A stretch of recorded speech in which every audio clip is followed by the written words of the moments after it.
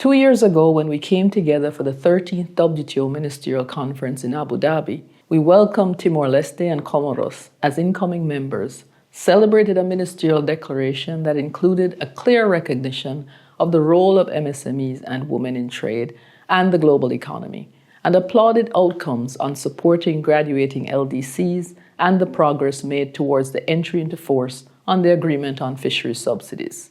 Little did we imagine what was about to happen next. I don't want to tread over what is now familiar ground, such as the tariff escalations that sparked intense conversations, not just in policy circles, but around dinner tables worldwide, nor the shifts and debates over official development assistance and its purpose, nor the environmental and social crises that continue to take their painful toll, especially on the most vulnerable. You know all of this. But I want to make one thing clear. The past year taught us just as much about the resilience of our multilateral trading system as it did about trust. And it is an act of bravery in an environment as unpredictable as ours to choose trust and to move closer to your trading partners, to overcome long-standing and often deeply rooted differences in opinion and state clearly for all the world to see that you will share a common cause, to show you believe in trade's capacity to change people's lives for the better, in line with the words famously enshrined in the Marrakesh Agreement about the purpose that trade should serve, that the WTO and its members must look not just at how to boost trade in goods and services, but at how to improve living conditions and achieve the objective of sustainable development together. Those words have stood the test of time, even as experience has shown us that we must consider a wider range of pathways for getting there. I hope that spirit will guide your deliberations in Yaoundé as you determine what path you will walk together next as WTO members. Finalizing a roadmap for WTO reform is no easy assignment. We have decades of history showing that. Efforts large and small to rewrite parts of the WTO rulebook, including by adding new rules. Some attempts have been successful, such as the conclusion of the agreements on fisheries subsidies and on trade facilitation. Others have been much tougher.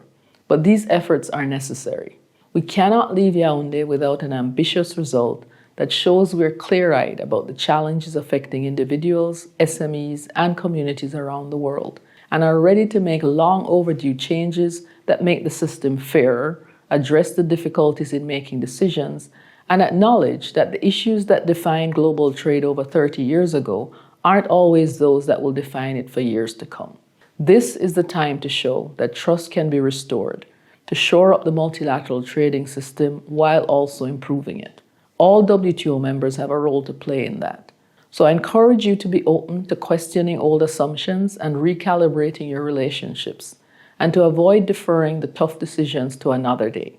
If you can achieve that, I have faith that when people look back at MC14 in Yaoundé years from now, they will be able to say proudly and without reservation that this was the moment when the world's governments stood up and showed that they were putting people's lives and livelihoods first, including those people who are responsible for the SMEs that account not just for the majority of jobs in the global economy, but for over 90% of firms and a significant part of GDP. On behalf of the international agency mandated to serve those SMEs and support their competitiveness, I can promise you that the signal you send at MC14 will have a measurable impact on their prospects. But it's up to you what that signal will be.